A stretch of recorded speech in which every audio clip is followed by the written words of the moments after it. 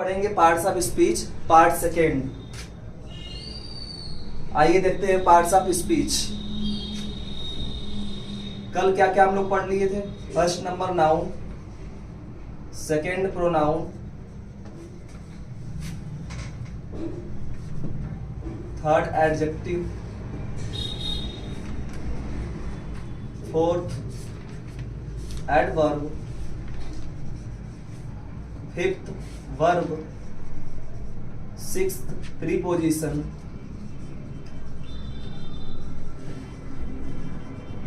Seventh conjunction, eight interjection. आइए कल इसके बारे में हम आपको जानकारी दिए थे, आज जहां तक छूट गया था उसके आगे से आज फिर हम बताते हैं आपको। आइए ध्यान से देखा जाए। पार्ट्स ऑफ स्पीच पहला नंबर नाउन आता है। कल हमने आपको बताया था नाउन क्या होता है। नाउन जो होता है ऑल द नेमिंग वर्ड होता है। Naming word, naming word noun होता है। ब्रह्मांड में जितने भी नाम हैं, चाहे वो पक्षी का नाम हो, चाहे वो किसी वस्तु का नाम हो, चाहे पंखा कह लें, कूलर कह लें, बेंच कर लें, जिस भी वस्तु का नाम है वो सब नाउन है। आपके सामने जो कुछ दिखाई दे, जिसका भी नाम आपके ध्यान में आ रहा है वो सब नाउन है। इसमें कोई भी संशय होने की बात नहीं है। जो कुछ भी आपके आसपास पूरे ब्रह्मांड में दिखाई दे रहा है वो सब नाउन है। तो इसलिए हम कह सकते हैं नेमिंग वर्ड, नाम वाले वर्ड जो है वो क्या है? नाउन है। सारे के सारे नाउन है। एग्जाम्पल कुछ ले लेते हैं यहाँ पे हम। ये शॉर्ट फॉर्म है, समझने का तरीका शॉर्ट फॉर्म है। इसके बाद इसे समझाने के बाद हम इसके डिफिनेशन पर भी चलेंगे। हाँ, पीडीएफ भी इसका डाल देंगे हम। तो अभी शॉर्ट फॉर्म में देख लेते हैं इसको, इसके बाद फिर पीडीएफ के रूप में हम पढ़ेंगे इसको। इसके एक्सरसाइज को भी पढ़ेंगे हम, और इसके बारे में जो भी जानकारी होगा इसको आपको उपलब्ध कराया जाएगा। पहले आप जो है शॉर्ट फॉर्म में देख लीजिए ताकि इसको अच्छे से समझ में आ जाए। इसके बाद विस्तार रूप से भी समझाया जाएगा। देखिए नाउन होता है नेमिंग वर्ड। नेमिंग वर्ड में एग्जाम्पल ले लेते हैं कुछ, जैसे राम है, दिल्ली है, एलिफेंट है। राम किसी पर्सन का नाम है, दिल्ली किसी प्लेस का नाम है, एलिफेंट किसी एनिमल का नेम है। तो हमारे कहने का मतलब नाम वाले जितने वस्तु हैं, नेमिंग वर्ड, वो हो जाएगा नाउन आपका। तो नाउन तो हमें से समझ में आ गया होगा। अब चलते हैं प्रोनाउन पे। प्रोनाउन क्या है? तो प्रोनाउन क्या है? हम किसी का नाम हम बार बार यूज नहीं कर सकते। यहाँ तो छोटा छोटा नाम है, बहुत लोगों का बहुत बड़ा बड़ा नाम होता है। इसलिए हम क्या करते हैं, नाउन को हटा करके हम प्रोनाउन लगा देते हैं, ताकि बार बार किसी का नाम लेना ना पड़े। बार बार नाम लेना अच्छा भी नहीं पड़ता है किसी का, इसलिए हम प्रोनाउन का यूज करते हैं। तो ये हो जाएगा replacement of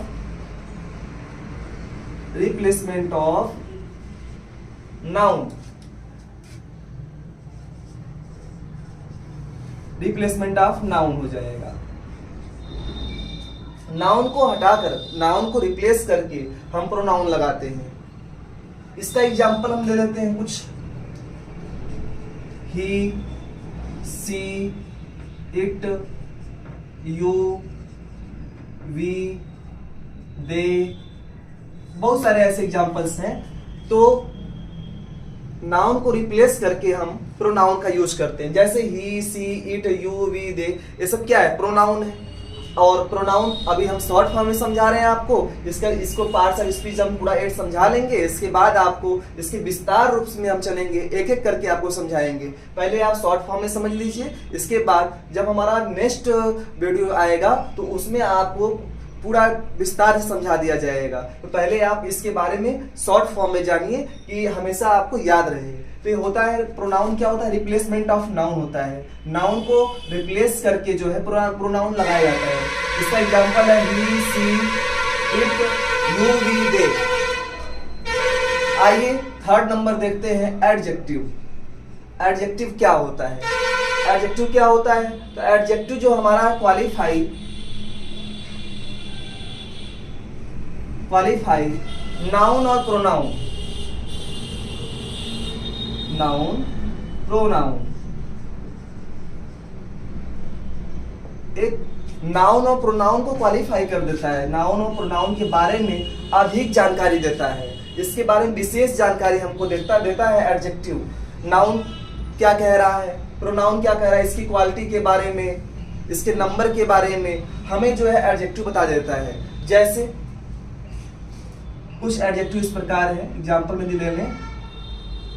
Ram is a good boy. Ram अच्छा लड़का है। यदि इसमें हम देखें तो राम नाउन है, राम जो है नाउन है, लेकिन राम कैसा लड़का है, राम अच्छा लड़का है, तो गुड क्या हो जाएगा, गुड हमारा एडजेक्टिव हो जाएगा। यहाँ पे एडजेक्टिव हो जाएगा गुड, क्योंकि ये राम की विशेषता बता रहा है और राम हमारा नाउन है, तो नाउन की विशेषता बता रहा है, नाउन को क्वालिफाई कर रहा है, इसलिए गुड जो है हमारा एडजेक्टिव हो जाएगा। और एक बात और ध्यान रखिए, एडजेक्टिव अधिकांश वर्ड सेंटेंस में जो है नाउन के पहले आता है, नाउन के पहले आता है। यहाँ पे देखिए बॉय भी नाउन है, नाउन के पहले आया है आपका एडजेक्टिव। अधिकांश केसों में जो है नाउन के पहले ही एडजेक्टिव आ जाता है। तो हम कह सकते हैं एडजेक्टिव जो होता है क्वालिफाई नाउन और प्रोनाउन, नाउन और प्रोनाउन को एडजेक्टिव जो है क्वालिफाई कर देता है। इसलिए हम कहते हैं adjective is a word which qualify noun और प्रोनाउन। एडजेक्टिव ऐसा वर्ड है जो नाउन और प्रोनाउन को क्वालिफाई कर देता है। आइए हम एडवर्ब पे चलते हैं। एडवर्ब, एडवर्ब क्या करता है, तो एडवर्ब जो है modify more about adjective and verb. Modify more about adjective and verb, ये क्या करता है, एडजेक्टिव और वर्ब के बारे में, एडजेक्टिव और वर्ब के बारे में हमें अधिक जानकारी दे देता है। एडजेक्टिव और वर्ब के बारे में, एडजेक्टिव और वर्ब के बारे में हमें विशेष, जिस प्रकार आपका एडजेक्टिव क्वालिफाई करता है नाउन और प्रोनाउन को, उसी प्रकार जो है एडवर्ब जो है मॉडिफाई करता है एडजेक्टिव और वर्ब को। कैसे करेगा, तो जरा देखिए, एग्जाम्पल लेते हैं हम इसका। ही रन्स फास्टली, वह तेजी से दौड़ता है, फास्टली। यहाँ रन आपका वर्ब हो जाएगा, ये रन आपका वर्ब है। और कैसे दौड़ता है, वो तेजी से दौड़ता है, तो ये रन का जो है वर्ब का क्या बता रहा है, विशेषता बता रहा है। कैसे, तो यहाँ पर फास्टली आपका जो है एडवर्ब हो रहा है, ये आपका एडवर्ब हो जाएगा, ये आपका एडवर्ब हो जाएगा। और याद रखिए एडवर्ब का अधिकांश के सुन पहचान जो है लास्ट में एल वाई रहता है, लास्ट में एल वाई लगा रहता है। अधिकांश केसों में ऐसा देखा जाता है और इसका पहचान यही है, अगर एल वाई दिखे हमें तो मान के चलिए को एडवर्ब होगा, अधिकांश केसों में यही है। और यहाँ पर एक क्या करता है, एडवर्ब क्या करता है, वर्ब की विशेषता बताएगा, या तो एडजेक्टिव को ही क्वालिफाई कर देगा। हमने एक एग्जांपल में यहाँ देखा कि वर्ब, ये रन वर्ब है और वर्ब को ही मॉडिफाई कर रहा है एडवर्ब, कि वर्ब क्या कर रहा है, वहां पर वर्ब कैसे काम कर रहा है। तो वर्ब हमारा रन कैसे दौड़ रहा है, फास्टली तेजी से दौड़ रहा है, इसलिए जो यहाँ पर एडवर्ब वर्ब को ही मॉडिफाई कर दिया। इसी प्रकार अन्य केसों में एडजेक्टिव को ही मॉडिफाई कर देता है। इसके बारे में अधिक जानकारी हम आपको देंगे जब हम एक एक के ऊपर चलेंगे, एक एक का हम बताएंगे। इस समय आपको शॉर्ट दिया जा रहा है ताकि कि आपको पहले समझ में आ जाए 8 पार्ट्स ऑफ स्पीच होते क्या है, इनके बारे में पूरी जानकारी मिल जाए। इसके बाद हम एक एक पे चलेंगे हम। आइए एडवर्ब हम देख लिए, एडवर्ब क्या होता है, modify more about adjective and verb. Example में हम आपको बताए ही, और आगे चलते हैं वर्ब। वर्ब इंग्लिश की आत्मा है, वर्ब जो है इंग्लिश की आत्मा है, इसके बिना कुछ भी संभव नहीं है। वर्ब क्या होता है, वर्ब डूइंग वर्ड होता है, डूइंग वर्ड्स और एक्शन वर्ड्स, एक्शन वर्ड्स। ये जो वर्ब है ना, ये डूइंग वर्ड्स है, डूइंग वर्ड्स है, या इसे हम एक्शन वर्ड भी कह सकते हैं। All the doing words is called verb, all the action word is called verb. यदि वर्ब जो होता है वो डूइंग वर्ड होता है, कार्य करने वाले जो भी शब्द हैं आपके वर्ब हैं, जैसे खेलना, हंसना, खाना, रोना, गाना, लिखना, पढ़ना, जिसके पीछे ना लगा है सब वर्ब है। अधिकांश वर्ड ऐसे जिसके पीछे ना लगा है वो सब वर्ब है, सारे के सारे वर्ब हैं, और इन सारे वर्ब का हम इंग्लिश में यूज करते हैं।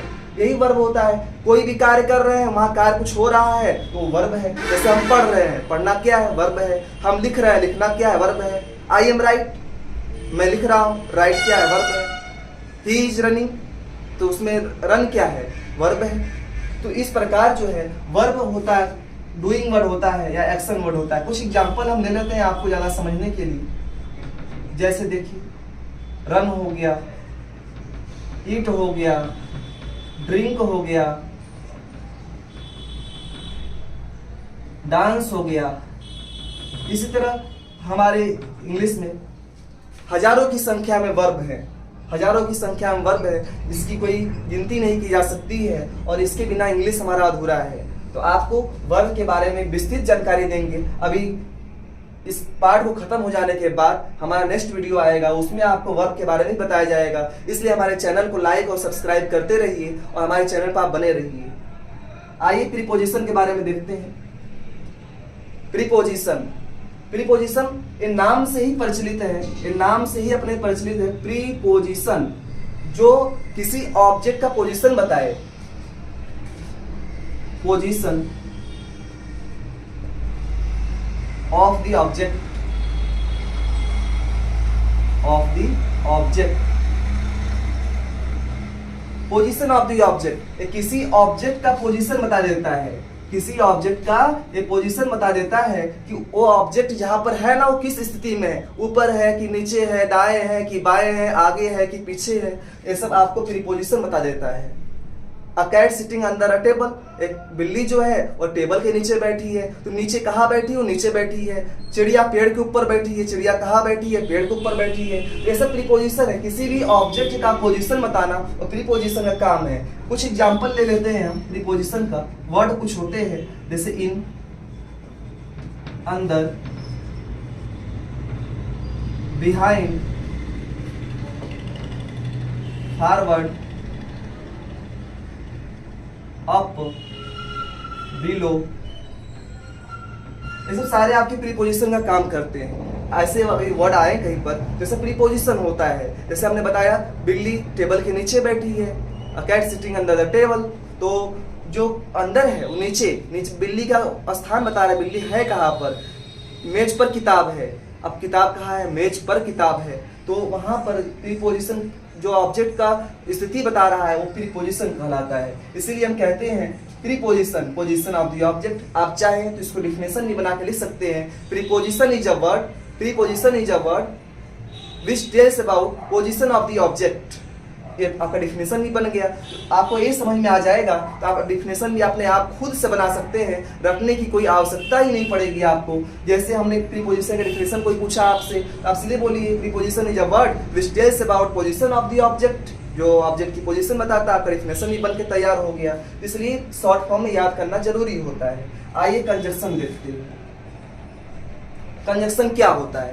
Conjunction join two sentences, join two sentences, दो सेंटेंसेस को जोड़ देता है। ज्वाइन टू सेंटेंसेस, दो सेंटेंसेस को जोड़ देता है। जैसे हम हिंदी में पढ़ते हैं ना, राम बाजार जा रहा था, राम को अचानक चोट लग गई। अब इसी सेंटेंस को हिंदी में कैसे जोड़ेंगे? राम बाजार जा रहा था और उसे अचानक चोट लग गई, और लगा के दोनों सेंटेंस को हमने जोड़ दिया। उसी प्रकार इंग्लिश में बेटा जो है कंजक्शन होता है। कंजक्शन लगाकर हम 2 या 3, 4 सेंटेंसेस को हम जोड़ सकते हैं। जरूरी नहीं 2 ही को जोड़ें, और भी सेंटेंसेस को हम एक साथ जोड़ सकते हैं। कुछ इसका एग्जांपल देख लेते हैं। आइए इसका कुछ एग्जांपल देखते हैं। जैसे बट है, बिकॉज है, दैट है, ऐसे वर्ड लगा। एंड भी है इसमें, और सारे वर्ड है, बहुत सारे वर्ड हैं, एंड भी है।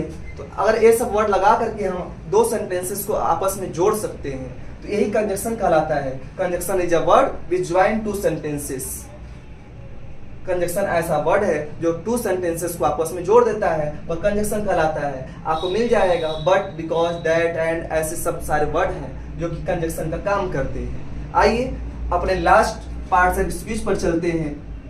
इंटरजेक्शन। इंटरजेक्शन क्या होता है? इंटरजेक्शन अपने मन के फीलिंग्स को, अपने फीलिंग्स को व्यक्त करने का एक जरिया है। इंटरजेक्शन कार्य करता है अपने मन से फीलिंग्स को व्यक्त करने के लिए। तो इसे हम कह सकते हैं एक्सप्रेस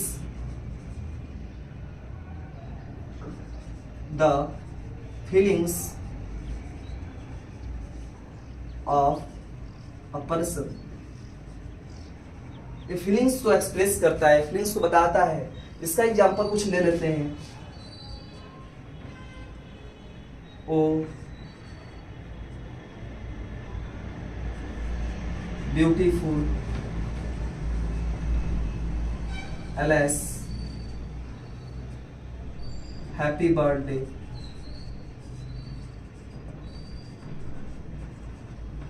हैप्पी एनिवर्सरी,